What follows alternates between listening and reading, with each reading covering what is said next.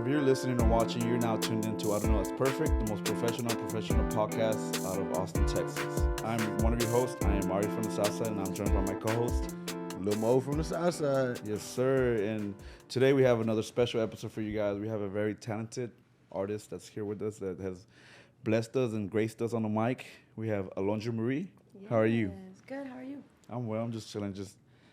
I'm tired. I'm tired. Yeah, that's all I can say. I'm like so drained at this point where it's kind of just flowing out at this point, you know. Yeah. Thankfully, we have the liquor to help us get through this, you know. Yes. That's like with the tequila too, though. How we were saying it's one of the most healthiest. I think it's also like the only stimulant, right? I'm gonna have to research this thing but it's one of the only stimulants opposed to depressant for alcohol. So like you tequila. So you actually get energy out of it opposed to being more down. Because it comes from like the agave plant. Yeah. Okay. Yeah, that's true. I think mezcal is like better for you, right? Yeah. There's some shit mezcal agave, but mezcal is fucking gross. It's just yeah. I don't like mezcal. Like I fuck with tequila, but is that the type of tequila or the brand? It's tequila, but it's like basically seasoned. Like it's like like mezcal is. I don't even think it's considered tequila. It's like mezcal. It's like it's like a type of tequila, but like they what is it called whenever you like let it sit for like years or whatever? Fermented something like that. I think it's almost more like moonshine to vodka that it is like, you know what I mean? Okay, I'm tracking. Yeah, you know what I'm saying? Like it's just a stronger tequila type shit. Gotcha, it's making sense now. Yeah. So for those that are watching, listen, go ahead and give a little introduction on who you are and what you do. Okay, so my name is Alondra Marie, and I make music. I'm a songwriter, singer, and I do produce beats as well. And I'm from Puerto Rico, and I'm in Texas now for a little bit. So yeah, this is my first time in the Austin scene, or even doing music stateside. So I'm excited. Now in Spanish. Yeah. No, I'm just kidding. Mi nombre es Alondra Marie. There you go. See, we have full promo in English and Spanish. Right. I just said my name with an accent. That's it. Right, there you go. No, I noticed you said this is your first time doing music stateside, right? Yeah. And before we even got on air, you were saying you were in Japan, right? Yes. So from Puerto Rico, you just ventured off to Japan? No. We moved to San Antonio. Okay. And then that was like when I was like 11, and then I stayed there. But then I joined the military when I was 18. So that's how I wound up in Japan. I got you. And then in Japan is when I started music. That's what I was gonna ask too. Like, did you get into the military? Because a lot of people that I know in the military are like, they speak about Japan a lot. You know what I mean? Japan is like, a big hotspot. They're always like, I want to go to Japan, or I'm trying to get stationed in Japan. Like, so it's like. That's another question I was gonna ask you too. So that's pretty cool. How did you like that experience when you joined that? I mean, the Air Force was cool. Yeah. You went Air Force, huh? Wow. Yeah, but overall, I mean, like in the end, I decided to pull the plug. That's how now I'm here and I'm back. But I grew a lot and I got a lot of good things out of it. I got a degree out of it. I met a lot of beautiful people along the way. So that's what mattered the most. And I got to perform in Japan, you know, as an artist. So that's really special to be able to say. So yeah, there's a lot of good. There's a lot of bad too. But I'm always just remember the good. Yeah, that's everything else. Yeah. So I guess just taking it back first, where did this musical journey begin for you? Oh, like when I was little, I would say in Puerto Rico, my whole mom's side, they all make music and they sing and play instruments. My grandma used to sing and perform too, so it's always been in the family. But honestly, I started off as a band nerd in middle school. Yeah. So I was in band all middle school, all high school. So no singing. And the only reason I did that is because I didn't know English. Oh, wow. And didn't know how to read the words in the sheet music. I was like, I can't do this. Can you read music then? I can read music. Okay. Yeah, I played the French horn for like 8 years. I feel like a lot of people that are in any type of music or like any like active scene like that started in band like something theater, just kind of just getting into it, like dipping their toes into it, and they're like, man, I'm finna go all the way in. But I mean, I never thought that I would get into singing, so it just happened. Now I can't read sheet music for singing though. Like if they give me that, I'm gonna be like, just tell me how to do it, because I don't know what you mean. But like for the instrument that I played, But yeah, I actually started off with choir in 6th grade, and I quit because I didn't know English. And then I joined band because you don't need to know what they're saying. You just play the notes. So yeah, that's how that happened. So growing up, there was always music. Always music. Playing.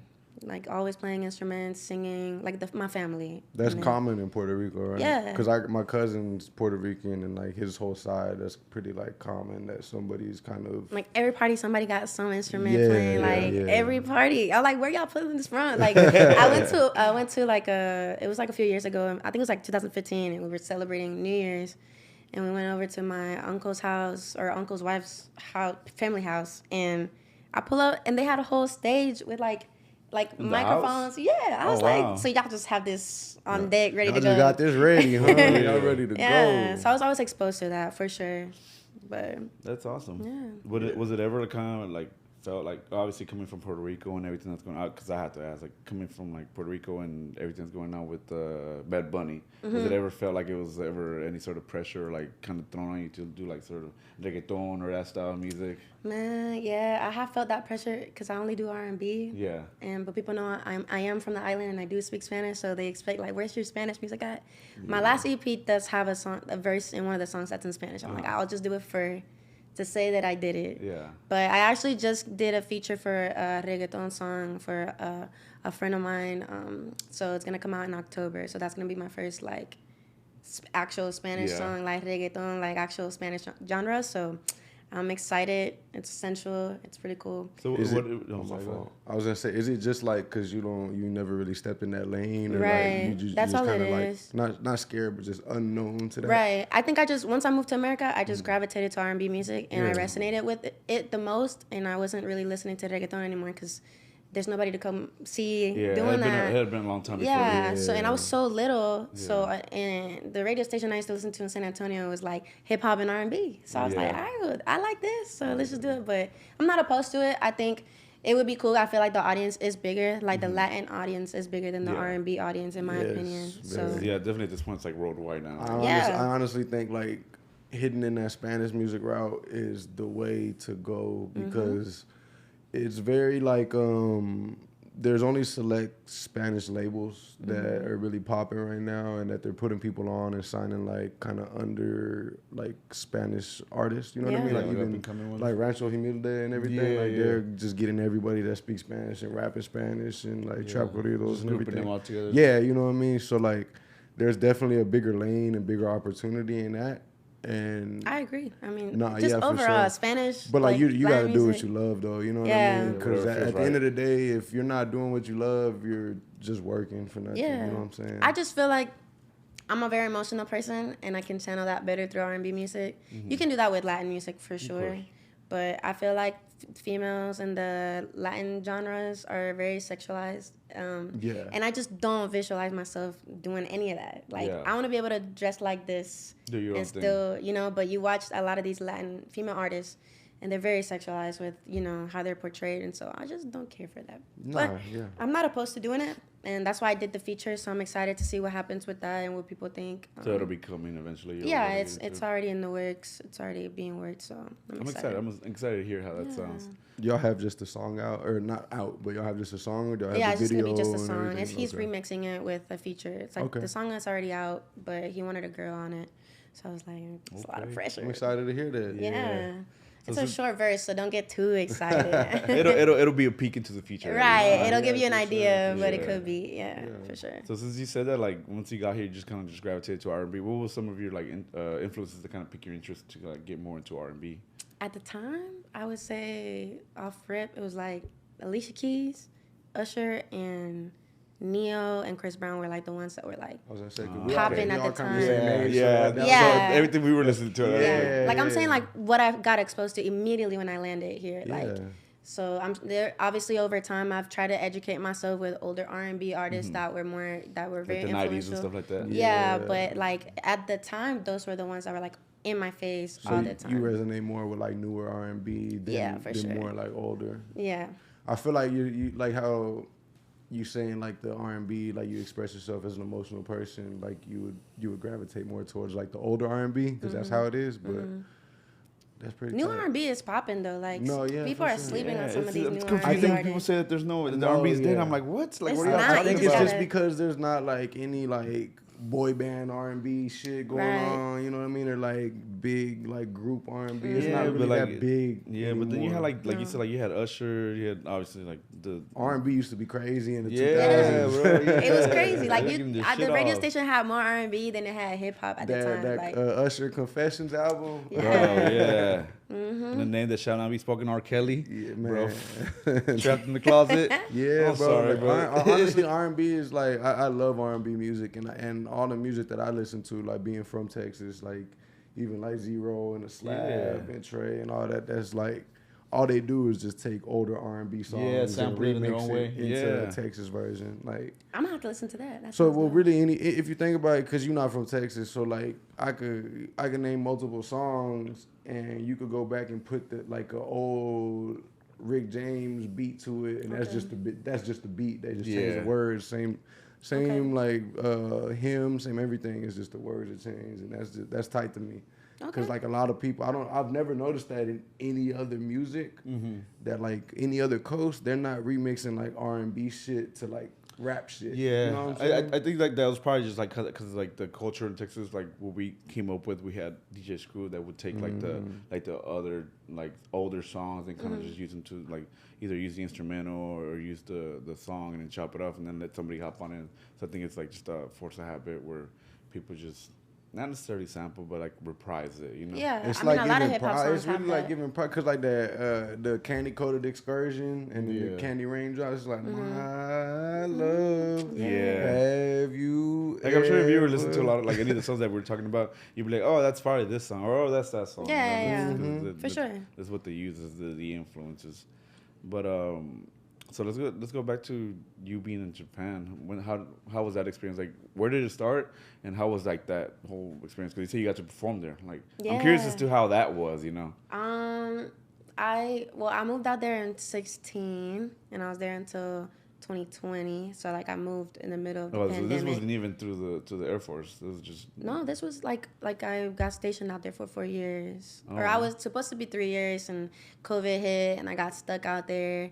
2016. I thought you meant like 16 years old. I was like, damn, you're young. No. 2016 till 2020. Okay, gotcha. My bad. Yeah. Okay.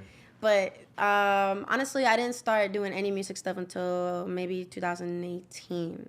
So you started in Japan? Yeah. Okay. Wow. Yeah, the music stuff. And it was because I would go out there. I was talking about earlier the radio show that I was a part of. So I met people through there, and then people who would host events at like clubs there.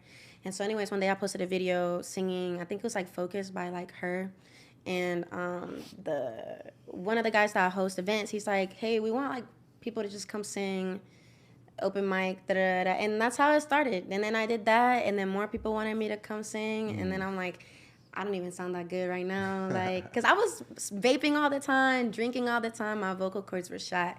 So, and once I did that, I was like, let me take it for real. And then people started showing me the studios around there, which were very like nowhere near what like American studios are. Like they're a little less like low quality just because of like what they got out there. But and yeah, that's how it started. And then I just started putting out music, and people started liking it. But when I listen back to some of those some of the songs, they sound awful. Yeah, so. I feel you on that because I make music too. But I made music. I kind of ventured away from it now. Okay. But like.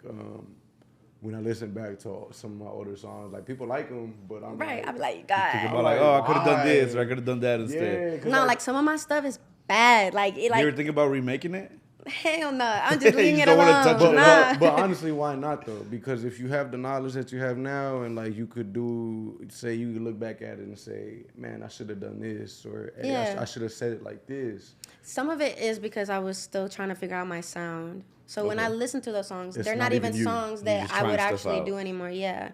So some of it is still up like on my SoundCloud, and there's one song left on my actual like streaming sites and stuff like that. But like I feel like I finally found my sound. Yeah. And so now I'm like, all right, like this is the way I want to sing, the way I want to write, and I want to evolve obviously over time.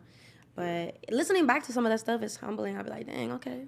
And people were fucking with it. Yeah, there you go. See, I mean, at what point did you like realize that you're like, okay, like did you grow up always singing, or like at some point you just but I did not sound good, bro. My mom the other day was like, "That's you," because I just played her my EP, and she's like, "When did you like get better? Like, what did you do?" Mom's right. No, like she always supported me, but they're very critical about it because they're musicians too. Yeah, and I like that. Like, correct me and tell me when I'm not sounding good versus a friend. Criticism is the best. Yeah, absolutely. Instead of sugarcoating it. But this time around, she was like, "No, like that actually sounds good." And I was like, "That means a lot, bro." And I was like, "Just practicing in the shower, in the car." Right. That's it. But other than that, I mean, it was just not good. My music before, I really don't think it was good, and I'm glad that I'm evolving.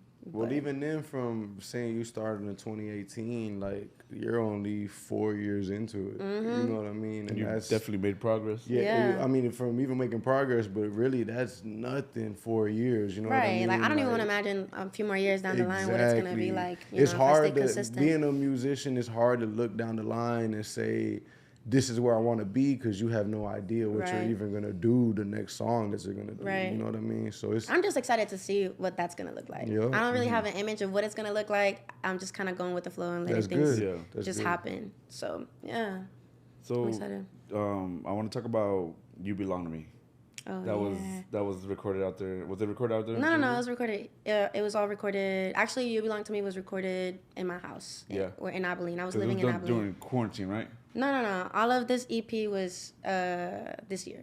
It was all done this year. Which one was the one that you did during quarantine? Oh, Swim in Me, the EP, that whole EP was done during quarantine. Okay, how was that? I'm sorry, I misspoke, but how was that? Because you did everything. You did the engineering, producing, obviously everything vocals. from scratch. Yeah, I mean, if you listen to it, you're like, okay, this could have been better mixed, and the beats could have been better. But everything was from scratch. But did you do it from scratch just because you didn't really have nobody to do it, or you just wanted to sit there and say, hey, if I'm doing this, I'm gonna fuck with every aspect? Yeah, well, I just wanted to understand every aspect of it, because I would go to studios or talk to producers, and I wouldn't even know what I'm asking them. So I was like, and I know I can create. You want to be on that other end too. Yeah. You know what you're doing. So it helped me a lot. So now when I work with producers or go to a studio, I know exactly what we're talking about and communicate. Yeah. You know what a reverb is. Right. You know what all of that shit. EQ, delay, everything. So I'm like being clueless in the studio. Right. Like, you want reverb, and I'm like, sure.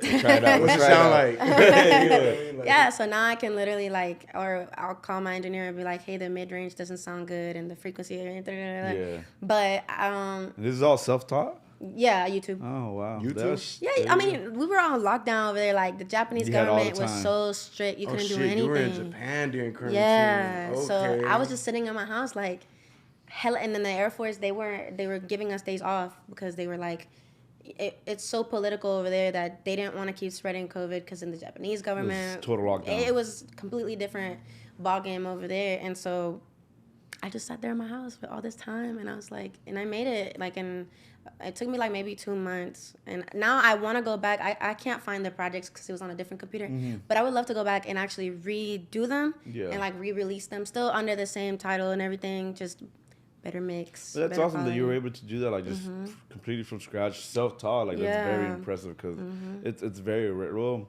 nowadays I feel like it's kind of turned into a thing where people kind of I feel like they're forced to start learning, and we have accessibility to really YouTube to learn everything that we have to, that we want to. So it's very impressive that you were able to do that and do a whole project and just put it out, confidently, because it definitely takes a lot, it definitely takes a lot. No, even being so new to it and doing all that, that's crazy, because I even try to do that shit, just even recording myself, trying to mix it myself, even put a little something on it. Yeah, I'll be listening to in different headphones. I'll go to my car, I'll go my AirPods, I would go to the TV. And that shit people don't even realize though too. You don't realize oh shit, this sounds different in my headphones than it does in the car. The bass is different on my headphones than it is in a studio.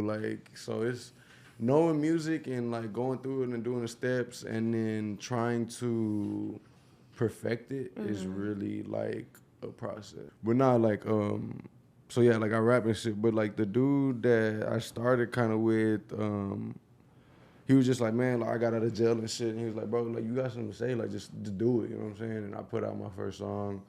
People were fucking with it, got 6,000-7,000 views or plays, whatever. Okay.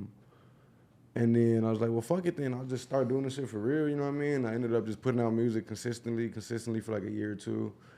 And then, like, I got my label together, did everything, and I just kind of, like, just stopped doing it. Oh, yeah. Just because everybody was doing it at the time, and, like, people were getting more, like, praise than I, well, not even praise, but, like, people were just putting out bullshit and it getting like 100,000 plays, but it's like fucking bullshit. Yeah, you know I know exactly what you mean. And it's you like, be hurt, you be like, damn, bro. Not even hurt, it's just Dad's like, getting played. Like, what the oh God, fuck? bro, I'd be like, damn. You know what I'm saying? And I don't want to be a hater either, you know. No, not at all. You know I admire the hustle. At the end of the day, sometimes it's really about who you know. It's like how they say, like, success is only like percent, like 10% talent. The rest of it is all like. And even then, I wasn't doing it to try to be successful or even like this is my career. I was doing it really because I actually like doing it. Yeah, that's where I'm at. You know what I'm too. saying? So I was just doing it, and then I guess about like 2 years ago, maybe 2-3 years ago, I just stopped completely. I need to stop going to the studio, stop paying for it, because at the end of the day, that shit gets expensive. Hell yeah, that's another reason why. Like I did that with that project. One from of my scratch. clients that like I cut and I color like every week. He comes to me weekly. Like come get a cut every Thursday. I color him every 2 weeks. You know what I'm saying? So like he comes to me and he raps. You know what I mean? But he's good. Snow.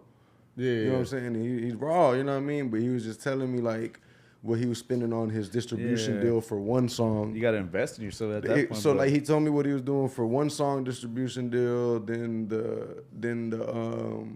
the fucking DSP, then the video, then the promotion. It's a lot of money, bro. And he was like telling me the total, and he was like, and that's just for one song. Yeah, and you sometimes don't even make more times than that. You don't make it back. And like I was telling him, but he has like he has a buzz, you know what I'm saying? He raw, you know what I mean? He got a following, and like I was telling him though, I was like, bro, honestly, you don't need to do that for every song. Do it for like a song you think's popping cool. Do it for 1, 2, 3 songs you think are popping. But the people you're going through, he's going through like Quinn's management. Yeah, okay. People you're going through, you're gonna get fans. You're gonna get views. You're gonna get plays. Do that shit 3-4 times.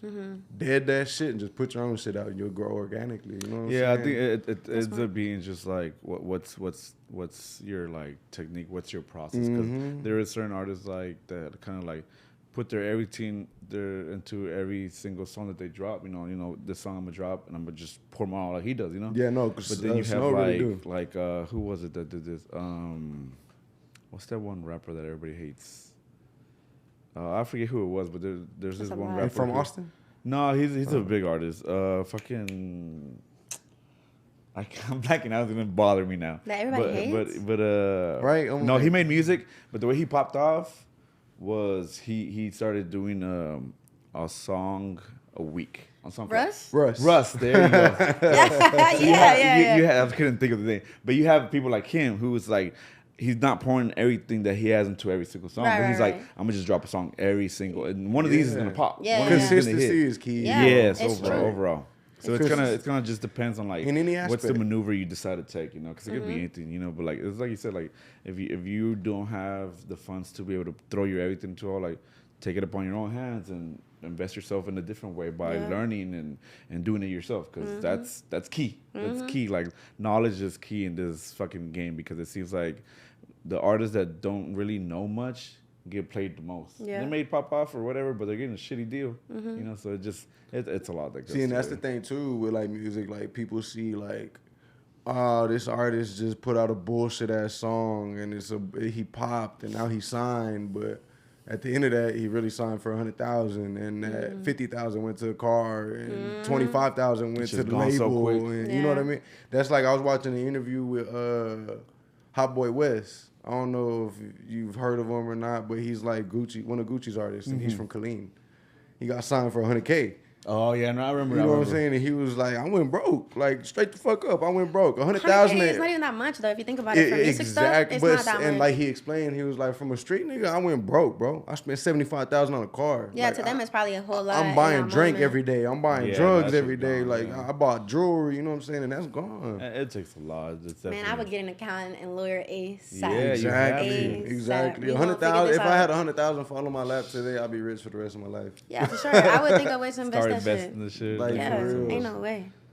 But going back to not going back to, but I want to talk about now what you just did, what you just dropped. Oh yeah, the things new are project. different now. Yeah. Today, I don't know what's today's date.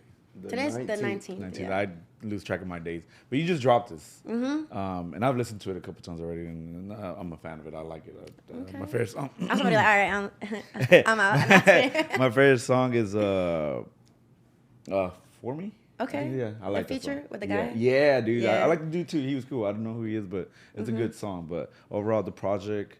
When did you start working on this? What was the process like for this one? Oh God, I started this project last or November. Last year. 2021. Yeah, because the song "Begging," or 2021. Okay. So you already, because you've been building. Because I had been releasing some singles that are on this project, but "Begging" was the first one. Begging, yeah. Oh, begging. And then you yeah. have You Belong right after. Yeah. And then you Belong to Me was after. But Begging was, I actually produced that track, and then and it sounded kind of like garbage. And so, but I was like, the idea is there, and I think it's gonna be good. So I sent it to a friend, and he like replaced the instruments that I put with his instruments and timed them better. It was a collab. So then it became collab, and he sent it back, and I was like, oh yeah, this is it. Go. And then a few months later, You Belong to Me was really random. So and it turned out to be the one that people liked the most so far. So, but for me, I did the song, and I had this guy in mind, and he actually agreed to it, which I didn't think he would say yeah at the time. But it was, every single song has been random, if I'm being honest. Random as in how? As in, usually when I write, I'm writing about something I'm presently feeling in that process, like during that process. What you're going through. Right. But none of those songs that I wrote, I wasn't experiencing any of those things in that moment. No. And a lot of the times they would happen based off of a conversation I had with somebody, something a friend was going through, like something external. So this is an interesting project because everything was like externally like motivated, not anything that I was going through. So when people are messaging me about it, I'm kind of like, taking in what the world was giving you. Yeah. So, but it all just happened random, and I was like, all these songs sound really good together, and I wanted to release them, and I titled it that because my life is different now. Like, I'm out of the military. I'm like back different chapter of your life. life. I'm 27 now. Like, I just feel different overall, mentally and spiritually. So yeah. And vocally, like if you listen to this and you compare it to something else before, it is different. So yeah. I think that's a big downfall for a lot of artists or people in general, is comparison. Like, we're steady comparing ourselves to our old selves. We're our biggest enemy and our biggest critic. Yeah, exactly. Yep. So I feel like if a lot of people could just dead the whole, if you compare this to what I used to do, or how I used to be, or I used to be this person, now I'm this. Like, you get a lot more done. Yeah, definitely. If you like really like get stuck on it, because I understand like not even like just not like regular comparison, but like actually sitting there dwelling on it. Like, I'm just proud of it. For me, it was more like I can actually hear the growth, you know, and people are messaging me and having better reaction to genuine. Real good reactions to this versus the old stuff, which I'm afraid I'm like, did y'all just say it was good because you're my friend? Like, you know. And that's good too. So that's what I mean. That's why I compare it. So it's in a good sense. Like comparison like that that's good. But like I was just, not even you in general, I'm just saying like a lot of people, they focus too much. They focus on the negative aspect of it opposed to like I'm comparing it like I'm getting better reviews, you know what I mean? Like I'm really just like lining it up, not like oh I could have been done this. Yeah. You know, right. like, yeah. Okay, I got you. Yes, but comparison could kill you. It can make you. For sure. So interactions were, I guess, your influences for this project. Just the interactions you've had with people, or what kind of set the tone? People's like Begging was my roommate at the time was going through a breakup, and everything she was venting to me, I'm like, damn, I've been through that before, and I never wrote anything about it. Yeah. And then boom, that happened. You know, like You Belong to Me. I can't even sit there and think about what the heck it was. Like, you know what I mean? It's just I heard the beat, and a lot of times I just mumble to the beat, and some random words come out, and then I just use that as the theme for the song. Off of it. Yeah. Sometimes the beat just makes it. Yeah. Or how does it feel? I think I wrote that the night before I went to the studio in like 30 minutes. And then at the studio, I'm like recording it, and the engineer's like listening to it. He's like, this actually like a sad song. I'm like, damn, I didn't even think about it. It is a sad song. Like, you good, bro? Like, yeah, he was like, are you all right? Because every other song was like lovey-dovey or sexual, but that one was, you know, and begging is sad too. But when I got home, I had to listen to that one like over and over again because I'm like, why did I even write about this? So yeah, I had to ponder on that. I mean, it's good. It's good to be able to write like that because I feel like it takes definitely some sort of like either talent or insight to be able to write as far as like in regards to other people's experiences. Because if you just stick and just write your own thing, I feel like you're gonna be going in circles, same thing over and over, you know. So, but when you can like write, it's like storytelling basically. Yeah, you know? You're taking people's experiences and putting them in song. Like, I've never done that before though, so this was the first. So that's why I'm still kind of like confused. Yeah. But I love it. I love how it came out. And amazing. It's definitely an amazing thing to do because like I don't know if you like Brent Fayez. Yeah, I do. Yeah, and that last project he dropped. I have actually not heard it.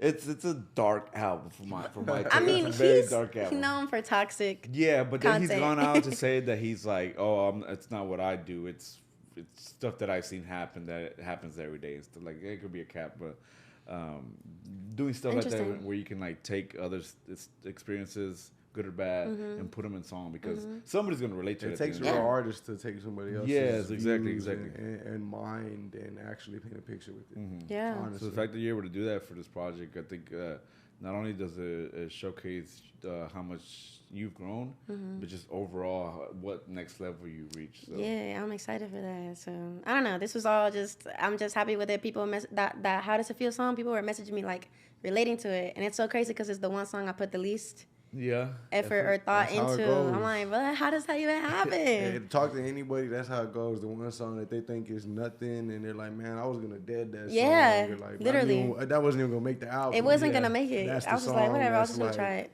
I love that. Yes, literally. I've had people, somebody said that it literally almost made them cry. I was like, bro, what? Wow. Like, that's insane. That's awesome. That's the best part about it whenever somebody has definitely like a emotional connection to it. Cause yeah, it's very special when they say that. So that's why this is the best reaction I've had to any project. So I'm happy. That just means you're going in the right direction. Yeah, absolutely. You're growing. That's it. Yeah. And so, since you've been back and moved back over here, have you had a lot of opportunities? I know you have a show tomorrow night. Have you had a lot of opportunities to perform recently? No, they messaged me out of nowhere on Instagram. I thought it was like spam. Yeah. But then I saw we had mutual followers. So I was like, okay. And then they had their little meeting and I went and it's legit. So I was like, okay, like I'll do that. But I'm glad that happened because I wasn't reaching out. I wasn't going to have a performance following my release. Like I was just going to release it and move. I'm actually moving to Oklahoma City next month at some point. Yeah. And where is this performance at tomorrow? Here in Austin. Native Native Hostel. Yeah, Native. Okay, it's the R&B only sessions. Right? What time do you go on? Because I want to make it, but I have to go out of town late at night, so I want to make sure I make it. I go on at 8:15. Oh, I can definitely make it. I'll be there for sure. I'm excited to see. I'll probably be there. I might be there. I got my daughter tomorrow, but I'll probably take her. Okay. Yeah, just bring her. My family's coming. Yeah. So this is the first, and probably the last for a little bit in terms of this location, like, you know, because I gotta move. But is that just you though? Like you gotta be on the go. You gotta move, or I got a job over there. Okay. Yeah, I work for Boeing, the plane company. Oh wow. Yeah, so I've been working remotely for them, but part of the agreement is. Where you be flying the planes? Hell no. I was about to say, like, you're in the Air Force, like, I was like, oh, no, you be flying? I actually used to be an aircraft technician in the Air Force. Oh, okay. So I did a lot of electrical jobs and stuff like that on, like, tiny components. So that's so cool. You are a very interesting person. Thank you. For real. You got a lot of... That's a lot of random shit. Yeah. But yeah, that's how I landed this job. And now I write the technical manuals that are used to fix those things. Now I write or edit them. Like the schematics and shit like that? Yeah, like anything the engineers want updated, I just go in there and update or write or whatever. That's how I landed that job. That is really, really cool. That's awesome. Yeah. Wow. It's super congrats to that job. Thank you. Yeah, really cool. It's a really nice gig. I'm really grateful. And it widens the horizon because you're expanding. You're going to a new city. And it'll build opportunity because... from my understanding, Oklahoma has a very good connection with Austin, so I'm sure you have a lot of mutuals. Oklahoma City is like one of the biggest little cities to move into, like how Austin, it's nice. Used to be. It's nice. Like I've been there, and the cost of living is not as high. No. So I'm like, oh yeah, like I'm ready to be in there. It's just I got used to being in Texas and rekindling my friends, meeting new people. Like I want to keep doing this. Yeah. So are you back and forth between Austin and San Antonio since you used to live in San Antonio? Yeah. No, I live in San Antonio right now. Oh shit. Okay. Yeah, but I've been coming to Austin for like music related things. Okay. So Cool. Yeah. Yeah, because you shot the music video for You Belong to Me here in Austin, right? Yeah, it was in Buda. Yeah. It was Trailer Park Studios, right? Yeah. Shout out Man, that place was dope. I felt like a little kid. Yeah, I recorded an episode there. It's a really dope spot. I mean, I've never been to a set like that. That's the one they got like the cell and then yeah. Bro, yeah, they got everything. That's where I shot the one with the white background. Yeah. That's where I shot that episode. Really? Yeah. Okay. Yeah, no, that place was dope, and he was so quick with it, and the turnout. I mean, like the sets. It's a set, but the way it's edited, you're like, damn, like it really looks like I'm in like changes. 3 different locations. Yeah, when you look at it, you're like, what can you do with this? And then he like does his dance. He's like, oh, okay, all right. Nah, that was dope. I mean, I was geek. Like, and he brought out his camera equipment. I'm like, dang, you're about to do that with that? Wow, that's so cool. He was probably like, girl, chill out. Like, but, you know, I've never been exposed to nothing like that, you know? So this was all super cool. It's a new world. Mm-hmm. Well, honestly, if you really think about it, you kind of had like a confined space in your music from starting in Japan and then even going in through the quarantine. Yeah. Like, so and language barrier. Like, over there, the camera guy that did 2 of my music videos, like, he's Portuguese, Portuguese and or Brazilian and Japanese. I don't know. He speaks Portuguese. Whatever, I got that messed up, but like his English was good, but like you just communicating, or even my studio guy, I'll be like, can you do like reverb, or can you edit this? And he's like, what do you mean? I'm like, oh. Did you pick up any languages while you were out there in Japan? Heck no. The job. Where you were, I didn't mean to cut you off. Oh no, you're good. But where you were, is it like mainly like an Americanized spot? The surrounding areas around the base are very, like, all the Japanese people there. They know English. They know English because we, like, basically run the economy. Like all the businesses are filled with just American people. Even when tourists get there. But if you branch out away from that, north or south of the island, there's some people that don't speak any English. And that's where you really feel the real, like, oh, okay, I'm in Japan for real. Like, you know, like. You forget for a second. You be pointing at things or Google Translate because you just don't know. But it was beautiful. The people there are beautiful. They treat their environment a lot better than Americans. It was humbling. How's the street food out there? It's amazing. The food there, bro. You could go to McDonald's and your stomach won't hurt. But you go to McDonald's here, you're turning side to side. Like, nah. It's amazing. Like, their eggs over there are like orange. You know how like eggs are typically. They're real. Real eggs are orange. Yeah, organic. Like, they're not modified. None of that. No GMO. And you go to McDonald's and you order a McGriddle and you bite it and it's orange. What? That's crazy. So it's like that's when I knew. I'm like, okay. Now their chicken nuggets are probably still, the nasty mix they got, but it's all fake, so for sure. Highly recommend. Right? Do you have any plans that you've started to set out for Oklahoma? Like, what do you mean, like living over there or music-wise? Music-wise, yeah. Oh, I actually got none music-wise. I kind of want to get over there and be like just low-key for a little bit. Like, I just take a little break. Yeah, I just want to scout the areas. I want to find open mic events, but like not perform. Like, I just want to go and meet people, and then once I meet people, then show face. I feel like in San Antonio, I got taken to this like live R&B karaoke night thing, and it was so cool. And I got to meet some other people there, the host that was throwing the event, and I didn't sing. My friend was like, you should sing. I'm like, no, I just want to like sit here and catch the vibe. So that's what I want to do over there. I think with time. I just don't like forcing shit. While you're out there. Yeah, I just don't like forcing things. How long have you been in like the local Texas scene? With music? Yeah, with music. Oh, just like let's see. I was living in Abilene for a few like 2 years, and I wasn't doing music out there like publicly. Like, I was in my house. So I would say I just moved to San Antonio in July. So since then. Oh wow. So like most of your like social media following then is kind of overseas. Then, it's overseas, yeah. And now they've moved to other places. So like when I look at my numbers and stuff like that, it's like all over now because those people were centralized. That was the beauty of that, because that's one thing I was wondering about, because like you said you started in Japan. So like I was like, well, then mostly your traction is kind of in Japan, then, right? Well, like, now it started to go down, and now it's like wherever they're at. Yeah, now, wherever the people years. are going to, but that's pretty fucking tight because it's just traveling around potential the world. for growth. Exactly, because you really, honestly, you've probably started in one of the best positions in music because you started overseas, and it's kind of hard to even get an overseas fan base just starting in the US. Yeah, for sure. You know what and I mean? I didn't even realize that until now. You know that I take serious like the whole marketing side and trying to look at analytics and understand that. I'm like, when wow. You think about it, you're worldwide at this point. Right. No, like for real. You're really like you're more known outside of the States. Bro, you belong to me. I was looking at the numbers and like on Spotify for artists, it'll show you on the map like where it's been played. I'm like, hold on, where are all these countries coming from, bro? Like this is insane. So even if it's one or two people, I don't care. Like it means a lot to me. Just the fact that it's been heard in different countries. That's tight. That's real tight. Yeah. So going back to you being a very interesting person. Oh God. You play football? I did play football briefly. How was that? Because that's pretty cool too. That's very cool. Like full pads, tackle. It wasn't even flag football. It was just what was this like school or no? So hold on. I gotta tell this story because it's interesting. Let's go back from the jump. How we get this? How we get to this? So one day I was like, I want to get a Challenger, but in Abilene, this is when like there was a huge car shortage. So in Abilene, we're in the middle of West Texas. There's definitely no cars out there like for real if you want to get a Challenger. So I went on, online, and I said, let me just go to Fort Worth. It was like a 2-hour drive. I got off work and just drove straight there on a Monday, and I'm there just shopping for a specific car, and I'm talking to my salesman, whatever. And then this other salesman comes out of nowhere, and I was wearing workout clothes. He's like, hey, do you play sports? And I said, yeah, I hoop. I play basketball. Like, I'm not that good, but I definitely play. I got to give that, little side note.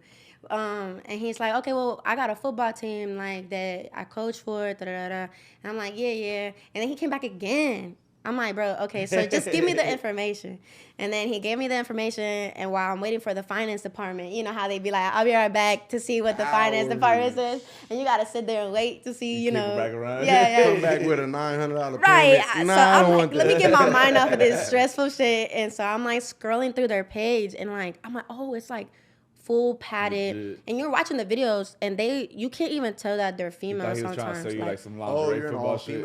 It was all female league, okay. But like just when they're in the gear and the way they be tackling each other, you're like, it's the real deal. What did you think about it at first? Like I said, hell no. Like he literally came back, and I was like, no. Yeah, and then I sat on it. I watched more of their social media and videos online and film, and I was like, you know what? And I was about to have knee surgery, so I was like, oh shit, definitely not. But then I still signed up for the trials, so I was like, fuck it. Yeah. So the trials were coming along, and I actually texted the person that was keeping track of it, which turned out to be the owner. I said, I'm actually not gonna come. I'm having knee surgery. I'm coming up with excuses left and right. And then trials happened, but I guess they hosted another tryout, and the trials were 3 weeks after my knee surgery. So I said, I'll let you know. But I already knew that I'm not coming. Yeah, but then she kept pinging me. So I was like, these people don't know me. Like, they don't know. I don't have any football background. Like, I'm not from America. So, like, I don't even know the rules. New world to you. Yeah. So I still came 3 weeks post-op and tried out and fucking made the cut. So I'm like, that's kind of crazy. What position did you play? I played, at first, they had me linebacker. Then I said, I don't want to be no linebacker. Like, I started doing my research. And I'm like, I get it because of my body type.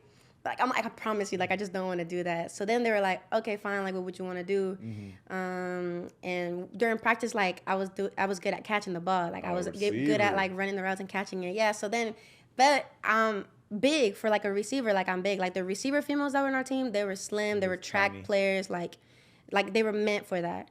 So then they put me on tight end, then they put me the O-line and back to tight end. It was just a lot of back and forth. Yeah. But, y'all, the first tackle ever, like, somebody tackled me. How was that? I got up and I was shaking, and I came off the field because, like, they threw me in a random, like, play where I was, like, just running with the ball. I was just doing a running back play, and I got tackled immediately. And I had to watch the film, like, how did I go wrong?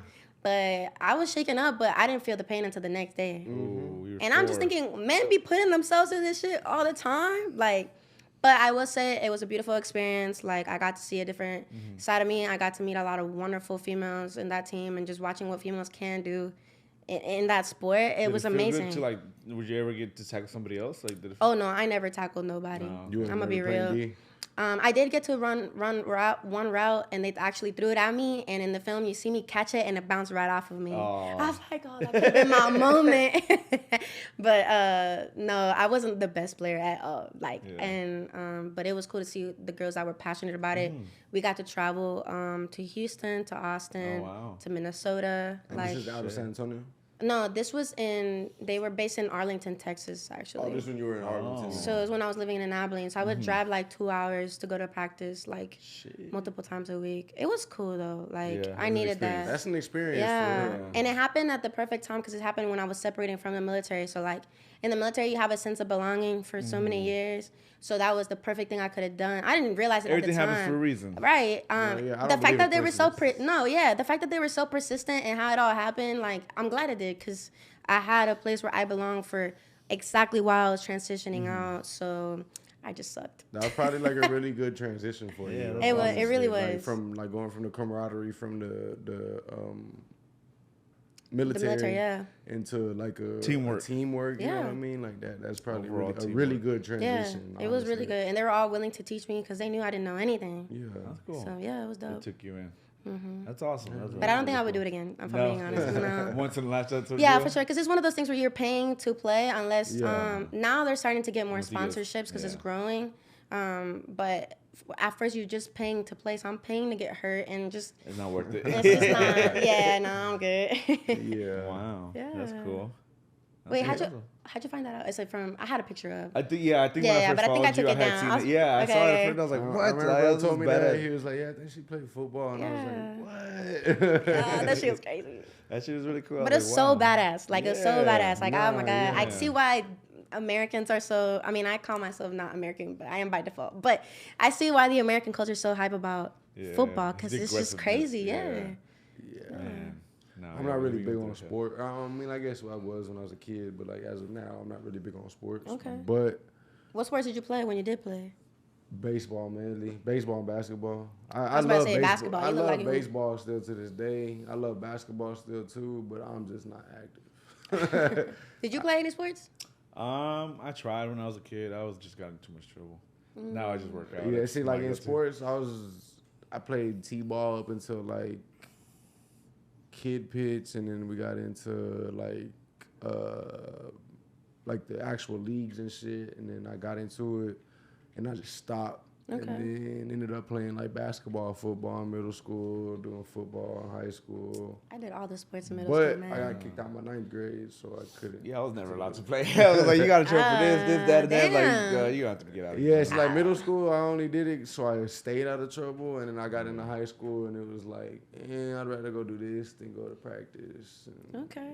So I tried like every sport in middle school. I think I was having like an identity crisis. I can't even say it. Yeah, because I mean, I didn't know English that good. Well, no, it's coming from a different country and trying to find out a new language and then a whole new, it's a whole other world. Everything. And I sucked at every single sport, bro. I was like, I mean, basketball. I would say now I'm a little better, but I'm still like I'm better than your average girl.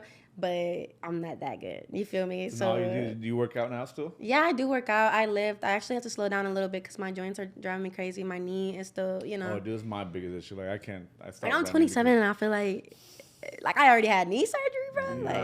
I'm 27 too, and I got like a really bad back. I got into a wreck and I have like a fractured T1 and T2. So like, hell no. My back is really bad at times, and every time so I'm like, I don't even want to move, bro. I feel you for real. So now I take it easy on my body. I don't want to hurt myself.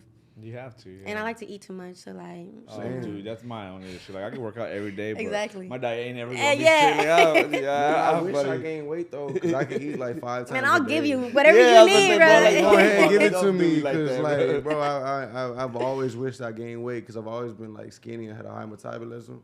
Yeah, I wish that was my problem, bro. And I can eat 6-7 times a day and I won't gain nothing. And I'm like, bro, you're just showing off now, bro. Yeah, like, bro. It pisses me off though. Really, I'm jealous. It really pisses me off because like I'll be like, let me just sit here and eat all the week and like I like gain nothing. And I'm like, yo, what the fuck? Like, I'm the opposite, bro. I would have to literally like starve myself if I really wanted to lose some weight. I swear. It's hard.